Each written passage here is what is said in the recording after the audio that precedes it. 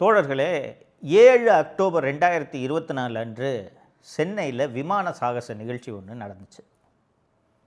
இந்த விமான சாகச நிகழ்ச்சி என்பது இந்திய விமானப்படை கடற்கரையில் பல்வேறு விமானங்களை வானில் பறக்க விட்டு பொதுமக்கள் அந்த விமானங்களை பார்த்து மகிழக்கூடிய வகையில் அவ்வப்போது இந்தியாவின் முக்கிய நகரங்களில் இது போன்ற நிகழ்ச்சிகளை நடத்துவது வழக்கம். இது போன்ற ஒரு நிகழ்ச்சி தான் 7 அக்டோபர் 2024 அன்று நடைபெற்றது. அது ஒரு விடுமுறை நாள். இது போன்ற சாகச நிகழ்ச்சி, குறிப்பாக விமான சாகச நிகழ்ச்சி மாதந்தோறுமோ 6 மாதத்துக்கு ஒரு முறையோ வருடத்திற்கு ஒரு முறையோ நடப்பது கிடையாது. கிட்டத்தட்ட 15-20 வருஷத்துக்கு ஒரு முறை தான் இது நடக்கும். கடைசியாக 6 செப்டம்பர் 2003ஆம் ஆண்டு தான் இந்த விமான சாகச நிகழ்ச்சி நடைபெற்றது. சரிங்களா?